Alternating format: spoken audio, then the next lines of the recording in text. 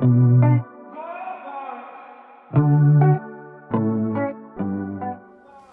salut les loustiques, bienvenue sur l'instant montre de Nico. Aujourd'hui, j'ai plein de choses à vous dire et je fais en même temps la revue d'une montre que vous attendez pour beaucoup, car vous me l'avez énormément demandé. Je sais qu'elle va avoir son petit succès et c'est bien normal, elle le vaut bien. La fameuse Tudor Black Bay Pro, inutile de trahir de secret, tout est dans le titre. Alors sans plus attendre, générique.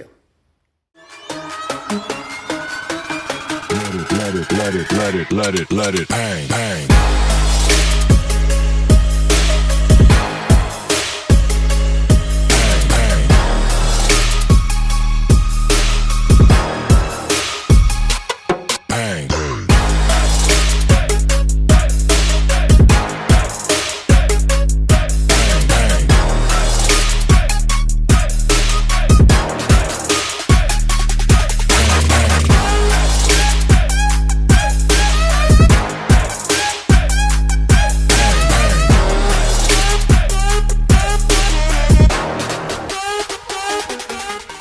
Alors comme je vous le disais, donc évidemment aujourd'hui la review de la Tudor Black Bay Pro, mais vous voyez qu'il y a aussi une petite casquette à côté Oris. Alors je ne vais pas vous teaser une prochaine review de cette marque-là parce que je n'en possède pas. Peut-être si un jour la marque veut bien m'en confier une, je la testerai, je vous la présenterai avec plaisir. C'est une marque extrêmement prestigieuse. La casquette est juste là pour me rappeler de vous parler du salon We Love Watches, qui s'est passé le 12 octobre, jeudi 12 octobre, en deux sessions, session d'après-midi, session du soir. Comme je vous l'avais expliqué, je suis allé à la session du soir. C'était un véritable succès, c'était un superbe événement. Alors bravo à Okara et bravo à tous les participants, et bravo à tous les partenaires qui ont mis en place ce premier salon. C'était une véritable réussite, 48 marques indépendantes au total, et pour beaucoup françaises, sont venues avec leurs représentants, leurs CEO, etc., leurs commerciaux, leurs directeurs de magasins. Enfin, il y avait beaucoup de gens. J'ai fait la connaissance de beaucoup de gens absolument incroyablement sympathiques. J'espère pouvoir nourrir certains des contacts que j'ai créés à cette soirée-là, nourrir ces contacts à l'avenir pour pouvoir vous proposer des contenus. Certaines marques étaient contentes d'avoir des youtubeurs comme ça qui montent, qui percent tranquillement, tout doucement, pour pouvoir parler de leurs produits. Donc j'essaye de prendre contact, je vais essayer de reprendre contact avec ces marques-là que je trouve intéressantes. Je vous annonce encore pas de choses très précises parce que rien n'est fait, mais croyez-moi que les contacts sont établis et on risque d'avoir du très joli contenu à l'avenir sur la chaîne, de la review, du test. Ça changera un petit peu de mes montres personnelles et c'est pas plus mal. Donc super salon, je vous évidemment conseille de guetter la prochaine édition qui sera forcément mieux. Tout n'était pas parfait évidemment le jeudi 12, mais c'était déjà très bien. On verra ce que nous propose Okara, on verra ce que nous propose We Love Watches à la prochaine édition 2024, mais j'ai hâte d'y être et j'y serai également. J'ai pu rencontrer certains youtubeurs très connus, des références que j'appelle moi dans le monde de l'horlogerie YouTube. Alors évidemment Franck Sensé que vous connaissez tous, mais aussi Xavier de la chaîne Daily Shoes, qui est un personnage absolument extrêmement sympathique et très attachant. On a bien sympathisé, bien discuté. Les personnages du calibre aussi. Il y avait pas mal de monde. On a pu échanger, discuter, regarder des choses ensemble. Et c'était fort sympathique. Alors avant de rentrer dans le vif du sujet, la petite question traditionnelle, qu'est-ce que je porte aujourd'hui ? Eh bien écoutez, ce que je porte aujourd'hui est lié à ce que je vous disais juste avant, le fameux salon We Love Watches, puisque j'en ai profité étant à Paris pour aller me balader un petit peu du côté du 6e arrondissement et de la rue de Rennes. Je suis allé voir les magnifiques boutiques d'horlogerie, d'orfèvrerie, de joaillerie de monsieur Jean Lassossois. Jean Lassossois, je vous le montre. C'est un monsieur absolument très attachant, très sympathique, qui a plusieurs magasins dans Paris. C'est quand même un des grands noms de l'horlogerie de luxe dans Paris. C'est un monsieur que vous pouvez voir très régulièrement sur la chaîne de Franck Sensé, puisqu'ils sont amis tous les deux. et donc par conséquent de temps en temps co-anime un petit peu les émissions de la chaîne Franck Sensé et de My White Site bien évidemment, puisque tout découle de My White Site au départ. Jean Lassossois, donc un monsieur très sympathique. J'ai été formidablement bien accueilli et en personne par monsieur Jean Lassossois qui ne me connaissait pas, qui a fait l'effort de venir, qui est descendu venir me voir et m'accueillir avec ma compagne. Quand j'ai dit que je venais parce que je l'avais vu dans certaines vidéos YouTube, notamment de Franck Sensé, il est donc descendu venir m'accueillir et me dire bonjour. J'ai trouvé ça très intéressant, enfin, très sympathique, très, très touchant. J'ai été pris en charge évidemment immédiatement par ces vendeurs et vendeuses toutes sympathiques également. Très très bon accueil, très chaleureux. Et écoutez, ça a été un petit peu l'aubaine de la journée, mais je ne suis pas reparti les mains vides. J'ai trouvé une montre qui hante mes rêves depuis très longtemps. Il s'agit, attention roulement de tambour, vous l'avez vu peut-être passer sur mes réseaux et sur mon Instagram, de ma Breitling Chronomat 39 mm. Donc c'est un modèle vintage, on va dire, enfin, ou presque. En tout cas, elle date de 1998. Elle est dans un état collector. Je ne dis pas le contraire. On ne peut pas trouver autre mot que ce mot collector. Elle est dans un état incroyable. Voilà, donc je vous ferai une review complète de cette montre. Je pense prévoir de changer le bracelet qui a un petit peu vieilli, puis surtout les coutures ont un petit peu jauni avec le temps. Donc j'aimerais quelque chose, et pas partout, j'aimerais quelque chose d'un petit peu plus propre, un petit peu plus net, mais la montre en elle-même est juste folle. Voilà. Donc super occasion trouvée chez Jean Lassossois à Paris, rue de Rennes. N'hésitez pas, allez les voir, la boutique est superbe. Regardez-moi un peu cette merveille. Donc c'est un Breitling Chronomat, un 39 mm de 98, avec un Valjoux 7750 Cosc. Superbe montre, magnifique. Elle a 25 ans, elle ne les fait tellement pas. Voilà, voilà, voilà. Les chronomates d'aujourd'hui sont un peu trop gros pour moi, donc je cherchais vraiment un chronomate ancien, beaucoup plus en adéquation avec les tailles que j'aime. Et le 39 est parfait, quoi. Allez, on va s'attaquer un petit peu à l'objet de cette vidéo. Alors, on va unboxer un petit peu tout ça gentiment. Alors, vous voyez donc cette surboîte en carton, assez simpliste, noir, de bonne facture. Ensuite, on a évidemment les logos Tudor un petit peu partout. Hein. Tac, vous voyez, hop, même ici à l'intérieur. La surboîte abrite évidemment une boîte. Voilà, hop, on enlève ça. Je vais vous mettre ça un petit peu comme ça, bien cadré. C'est une boîte en bois, mais la partie chapeau, enfin la partie couvercle, est recouverte d'un revêtement. Je ne sais pas trop ce que c'est. C'est assez sobre. On a le blason, je ne sais pas si vous voyez, voilà, brillant sur une surface mate. C'est très discret, c'est sobre, c'est très joli. Moi j'aime bien, ça n'en affiche pas trop. Et quand on ouvre, attention la bestiasse. Voilà la beauté.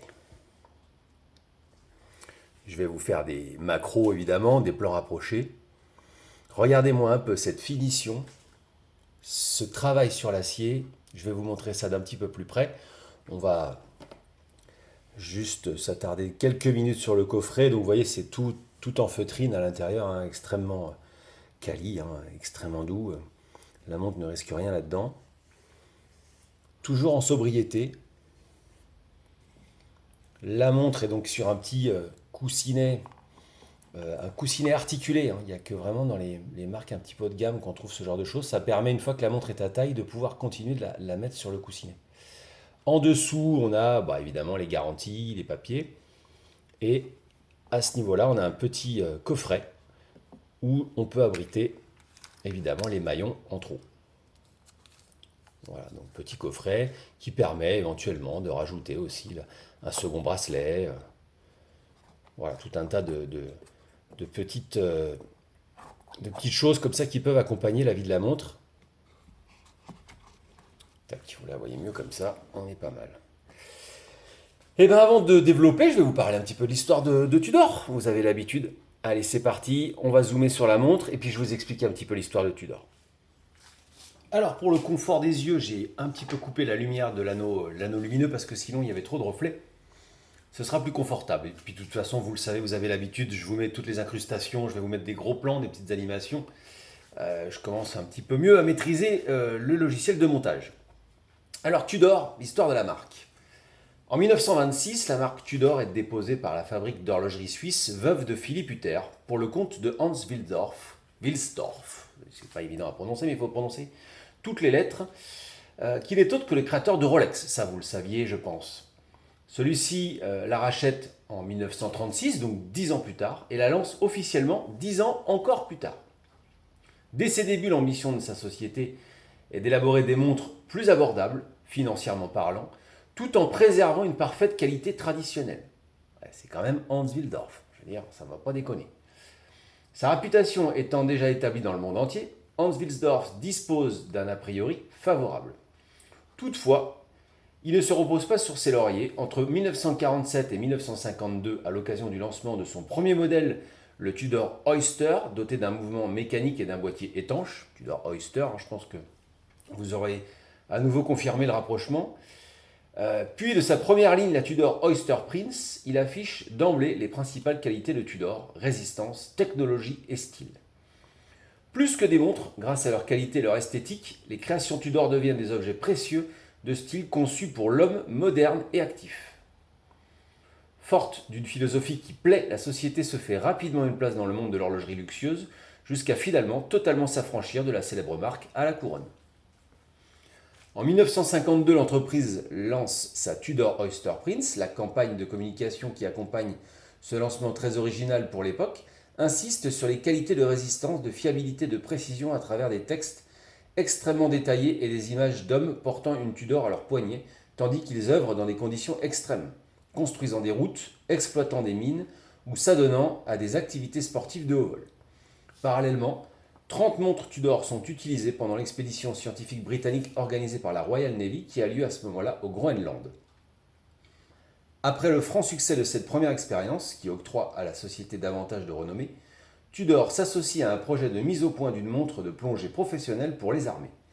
La Tudor Prince Submariner est produite pour la marine américaine de 64 à 66. Submariner, encore un terme évocateur. Puis de 70 à 84, le modèle Marine nationale est adopté par la Marine nationale française. C'est ainsi que Tudor devient la marque des montres de haute résistance. Voilà donc pour la marque. La Tudor Black Bay Pro. Alors, en découvrant cette montre pour la première fois au salon Watches and Wonders 2022, puisque cette montre n'est pas très vieille, impossible de ne pas penser à la fameuse Freccione de Rolex, la très recherchée référence 1655 surnommée par les collectionneurs Freccione ou Steve McQueen, même si ce dernier ne l'a jamais porté, une sorte de Oyster Perpetual Explorer 2 présentée pour la première fois en 1971. Même si bien évidemment il ne s'agit pas de la même montre, le parallèle, la filiation entre ces deux modèles est évidente aux yeux de tous les amateurs de garde-temps vintage. Ceci étant, cette Tudor Black Bay est bel et bien une toute nouvelle montre de chez Tudor et un modèle particulièrement séduisant. Cette Black Bay Pro est une pièce inédite à double fuseau horaire, une complication très fonctionnelle qui permet de se situer dans le temps local sans perdre de vue l'heure d'un autre fuseau horaire, idéal pour les aventuriers ou tout simplement les voyageurs. Reconnaissable à sa lunette fixe, satinée et graduée sur 24 heures, et à son aiguille 24 heures Snowflake jaune, cette Black Bay Pro est équipée du calibre manufacture Tudor MT5652 avec fonction GMT intégrée. D'autre part, cette Black Bay amène quelques détails esthétiques nouveaux, à commencer par sa couronne de remontoir entièrement redessinée et ornée de la rose Tudor pour une préhension optimisée, rappelant les courbes des couronnes des montres techniques historiques de la marque. Ce nouveau composant est plaqué à la carrure de sorte que son tube de couronne n'est pas visible, contrairement aux anciennes Black Bay, dont je vous mets quelques images pour que vous puissiez voir et faire la comparaison. Autre élément inédit, les index appliqués sur le cadran sont en céramique lumineuse monobloc. Cet élément augmente sensiblement la surface lumineuse des index. De nuit, c'est juste une tuerie, un phare, ça guide les bateaux, c'est un truc de malade. On remarque aussi un nouveau fermoir de bracelet avec système d'ajustement rapide de la longueur, le Tudor T-Fit, qui complète la liste des innovations comprises dans ce modèle.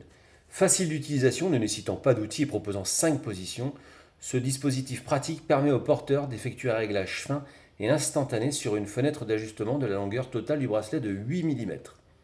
Toujours pratique en été ou en avion quand le poignet a tendance à gonfler, on note également la présence de petites billes en céramique pour permettre une fermeture franche mais souple et surtout quasiment inusable de la boucle déployante et de son fermoir de sécurité.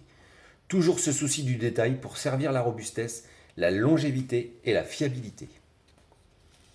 L'indication de l'heure de référence s'effectue grâce à une aiguille jaune à la forme angulaire dite snowflake, une signature emblématique de la marque qui fait le tour du cadran en 24 heures.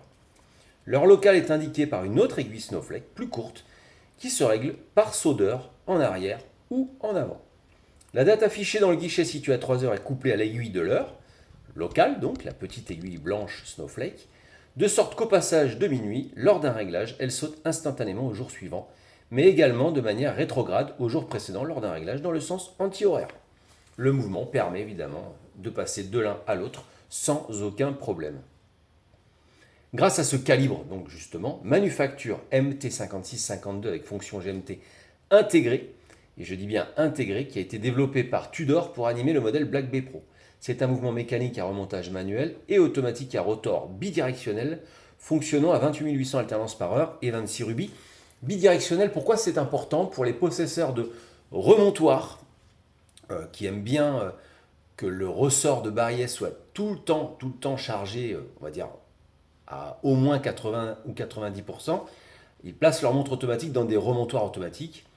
Et justement, ça permet de régler le fonctionnement du remontoir sur la position double sens, voilà, horaire et anti-horaire. Ensuite, la fréquence à déterminer en fonction de la charge de la montre ou pas. Il illustre la démarche de développement technique propre à la marque, donc ce fameux mouvement MT5652, qui évite d'avoir recours à des modules additionnels pour ajouter des fonctions nouvelles à ces mouvements manufacturés, mais qui s'appuient sur une architecture évolutive capable de les intégrer. Sa construction est pensée pour la robustesse, la longévité, la fiabilité, comme je le dis, et la précision à l'image de son balancier à inertie variable, maintenu par un solide pont traversant à double point d'ancrage. Couplé à un spiral amagnétique en silicium, il permet au calibre d'être certifié chronomètre par le contrôle officiel suisse des chronomètres, le COSC, avec des performances allant au-delà des standards de cette institution indépendante. En effet, là où le COSC tolère une variation moyenne de marche journalière de -4 à +6 secondes par rapport au temps absolu sur un mouvement seul, Tudor s'impose -2 à +4 secondes de variation sur la marche de la montre entièrement assemblée. Pour information, cette montre-là est à +1 seconde par jour quand je la pose, en moyenne sur 24 heures, quand je la pose sur la table de nuit la nuit. Si je la garde au poignet, je suis à moins de 1 seconde par jour, enfin de plus 1 seconde par jour, parce que le lendemain je suis à 0. Alors évidemment, je n'ai pas d'appareil de mesure extrêmement précis, mais je constate qu'il n'y a quasiment aucune dérive journalière avec ce calibre. Tant qu'elle est portée et tant que le ressort de barillet est chargé au maximum. Autre élément notable, la réserve de marche est dite weekend proof, soit de 70 heures environ, ce qui permet au porteur de poser sa montre le vendredi soir et de la reprendre le lundi matin sans devoir la remonter. Et je l'ai fait, et c'est vrai que c'est confortable. Ce modèle est disponible sur bracelet en acier, donc comme le modèle qui est présent devant vous, inspiré des bracelets pliés arrivés des Tudor, fabriqués dans les années 50 et 60. Leur particularité était d'avoir les têtes de rivet de fixation des maillons apparentes sur la tranche du bracelet, ainsi qu'une fuite en escalier. Je vais vous faire un petit gros plan pour que vous voyez un petit peu ce que c'est. Ces deux détails esthétiques se retrouvent dans le bracelet actuel qui bénéficie toutefois d'une construction moderne, avec maillons massifs et tête d'axe finie au laser façon rivet. Cependant, la Black Bay Pro est également déclinée avec un bracelet hybride, en caoutchouc et cuir noir effet tissu, avec boucle déployante et sur bracelet tissu, tissé de manière artisanale sur des métiers jacquard à navette du 19e siècle par l'entreprise de Julien Faure dans la région de Saint-Étienne en France, de couleur noire avec liseré central jaune. À titre personnel, je pense que ce bracelet natto, enfin ce style natto tissu viendra compléter ma Tudor, je pense, pour l'été prochain. Aux alentours de 3 500 € dès sa sortie en fonction du bracelet, elle n'a cessé de subir, elle aussi, les augmentations successives d'une inflation galopante, toujours plus occulte, je pense. Je trouve que que personne ne comprend vraiment, tout du moins la vitesse de progression assez choquante. Lors de mon achat et du choix de la version bracelet acier, le tarif Tudor était de 4090 euros. Et déjà aujourd'hui, alors que je l'ai acheté en avril, hein, et déjà aujourd'hui, elle se propose 6 mois plus tard sur le site officiel au tarif de 4170. Donc encore une hausse de 80 balles en quelques mois. Ça commence à piquer. Mais compte tenu de la concurrence, chacun se fera sa propre idée de son rapport qualité-prix. Alors, penchons-nous un petit peu maintenant sur les caractéristiques techniques et surtout les mesures. Donc, pour ça, on va appeler notre ami le pied à coulisses. Pied à coulisses, s'il te plaît. Merci, pied à coulisses. Alors, donc, on va prendre ça à la main tranquillement. Vous allez voir. Notre pied à coulisses. Oula, je pousse la caméra, ça va pas du tout. On est donc, on confirme, le diamètre de 39,5, très exactement. Donc je l'ai pris à la lunette, évidemment, puisque c'est l'endroit le plus large du boîtier. Mais c'est vrai que le boîtier a certainement ce demi-millimètre de moins, donc dans la logique, elle serait en 39. Au niveau de l'épaisseur, alors là souvent ça fait débat. Il y a les pour et les contre, mais vous verrez qu'au poignet finalement on le voit tellement peu. Voilà, donc en plein milieu du boîtier et en plein milieu de la glace saphir, on est à 14,9, presque 15. Pour ce qui est du corne à corne, on est en 47, donc c'est vraiment très compact, très contenu. Et l'entrecorne que je vais prendre ici,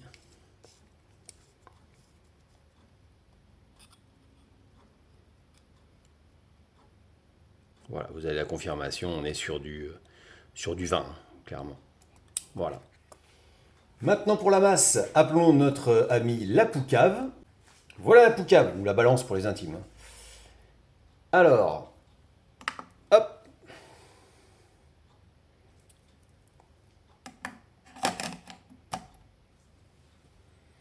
On est sur bracelet acier avec les quelques maillons que j'ai enlevés à 160 grammes. Voilà, 160, 161 grammes. Donc c'est quelque chose de très, très classique. Hein, on est sur une masse relativement correcte et normale, tout à fait dans la norme. Voilà, j'en ai profité pour revêtir le gant, pour vous la montrer d'un petit peu plus près, en plus de toutes les incrustations que je vous ai déjà faites et que je continue de vous mettre sur la vidéo. Voilà, regardez un petit peu le travail de finition sur l'acier. Hein. C'est vraiment un acier très très bien satiné. On est sur un brossé mais très finement. Alors on va dire que sur la partie supérieure on est full brossé. Et puis si on prend les champs, évidemment là on est en polymiroir, donc ça lui ajoute énormément de classe, énormément de charme. On a des chanfreins polymiroir, regardez sur les cornes. Je vais vous mettre ça en gros plan si ça passe mal à la caméra. C'est vraiment joli. Hein. Voilà le logo de la rose sur la couronne. Là, on voit bien les 4 aiguilles bien séparées. Donc la GMT, hein, qui est la jaune, qui pointe vraiment sur la lunette. Vous voyez, il est 10h10, je n'ai pas fait exprès. J'enregistre tard. Donc la GMT, l'aiguille GMT montre le 22h. Le guichet de date est bien lisible. Moi j'apprécie qu'il soit sur fond blanc, évidemment, parce que il prend un peu la place d'un index, qui est mine de rien. D'un index rectangulaire, donc je trouve qu'il s'intègre très très bien. Le fond de boîte, un petit peu comme à l'image des Rolex. Hein. Il n'y a pas grand chose dessus. Ça c'est un petit peu dommage. J'avoue que c'est un point que j'aurais aimé... La boucle déployante, alors vous pouvez constater que j'ai fait une très belle trace. Ah, cette virgule là, elle est terrible. Chaque fois, elle me fend le cœur. Mais bon, ça fait partie, on dit que ça fait partie de la vie d'une montre. Je m'en serais bien passé. Je ne sais pas ce qu'elle a pris, alors que le reste est impeccable. C'est quand même très robuste, hein, c'est quand même des aciers qui sont très très bien traités. Mais alors là, j'ai dû, je sais pas, j'ai dû frotter sur un grain de... Oh la vache. Ah, ça me fend le cœur. Mais bon, c'est pas grave, on la fera reprendre. Je suis sûr qu'un gentil bijoutier va accepter de me faire un petit polissage, là, tranquillement, un petit ponçage. Et l'intérieur de la déployante, comme elle est superbe, c'est incroyable, c'est magnifique. Je vais vous montrer en gros plan aussi l'histoire des billes céramiques. Hein. Vous inquiétez pas. Voilà, très très très très joli. Je vais vous la passer au poignet. Alors j'ai tombé la Breitling, j'ai enfilé la Tudor, j'ai enlevé le gant pour que ce soit plus facile à voir. Et vous voyez que cette épaisseur finalement elle est vraiment sur le papier parce que cette montre ne fait pas ses 15 quoi. Elle pose tellement bien, elle est tellement agréable, tellement confortable.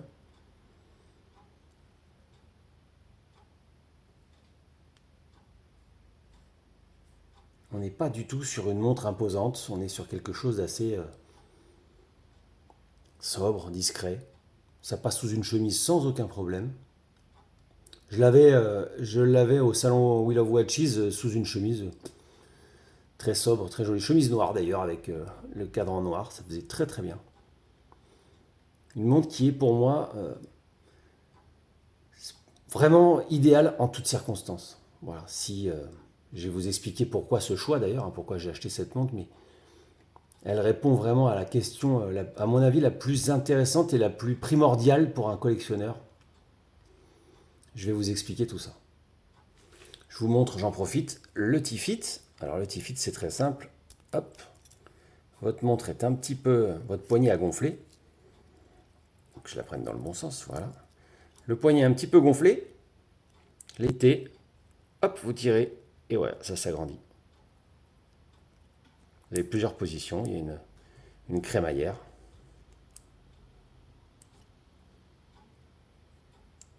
Voilà, c'est vraiment astucieux, très simple, hyper efficace. Pourquoi on n'a pas ça sur toutes les montres? Alors voilà, pour achever la vidéo, pourquoi ce choix? Et bien d'abord, j'avais envie de m'offrir une pièce maîtresse, un peu comme je dis toujours, une masterpiece dans ma collection, en poussant jusqu'à mon budget maximal raisonnable. Voilà, après évidemment on peut toujours essayer d'aller plus haut, mais j'ai pas envie non plus de m'endetter, de prendre des crédits, des choses comme ça. Donc voilà, j'ai visé mon budget maximal et j'ai choisi ce que j'estime être la montre si il ne devait en rester qu'une seule. La montre à tout faire. J'ai flashé sur cette montre à la présentation Watches and Wonders. Elle me permettait de cocher certaines cases, beaucoup de cases même, notamment la GMT mécanique que je n'avais pas encore. Ou encore, évidemment, la case marque de luxe, parce que là on parle de Tudor quand même. Hein. On n'est pas en train de causer d'une marque de peintre. C'est surtout, voilà, comme je vous le disais, la case si je ne devais en garder qu'une seule. C'est la montre à tout faire.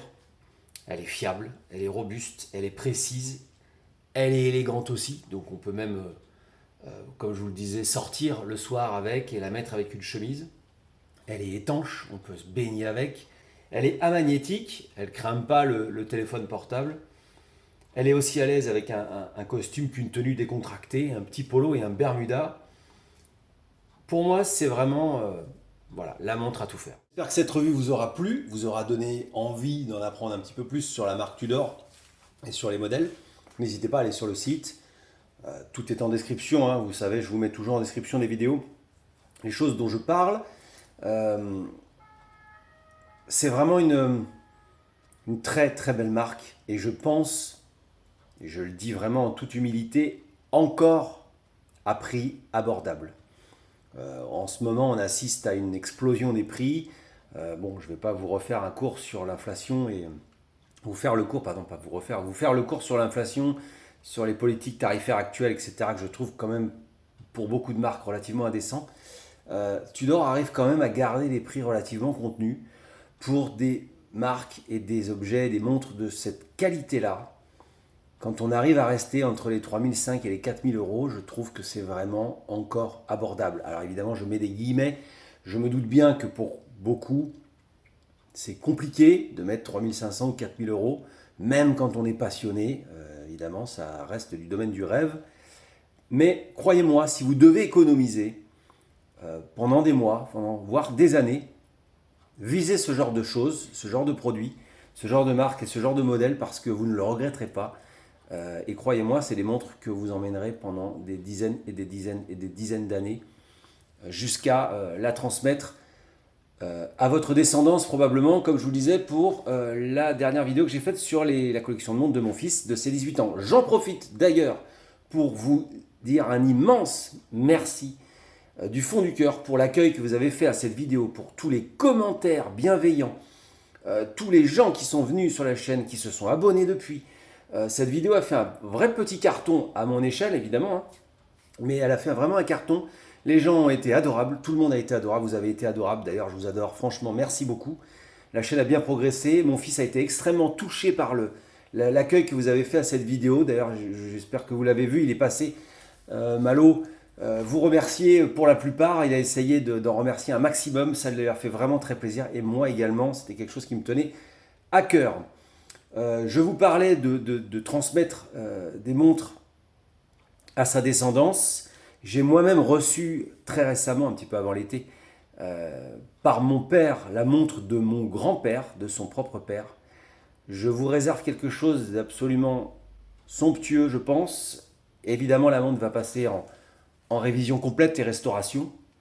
Petite restauration, on ne va pas lui faire une restauration totale parce que je veux qu'elle garde un petit peu son jus, je veux qu'elle garde un petit peu ses cicatrices, mais on va faire quelque chose de bien avec un démontage complet, un nettoyage, regraissage, remontage, réglage, etc. etc. Je viens de commander un petit bracelet très vintage aussi pour pouvoir aller dessus. Vous allez voir, je ne vous en dis pas plus, je vous garde la surprise, croyez-moi, ça va se faire.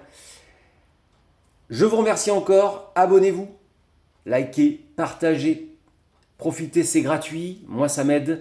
Vous voyez, au salon Wheel of Watches, j'ai dit que j'avais commencé à dépasser les 500, bientôt 600 abonnés. Et voilà, les marques commencent à s'intéresser et disent « Ah bah oui, effectivement, ça nous intéresse. On pourrait éventuellement faire un petit partenariat, une petite collab. » Voilà, donc, vous voyez, c'est payant, c'est bénéfique et vous n'aurez que des super contenus grâce à ça. C'est vous qui décidez de l'avenir de la chaîne. Merci encore, je vous embrasse. Ciao les loustiques, bye bye.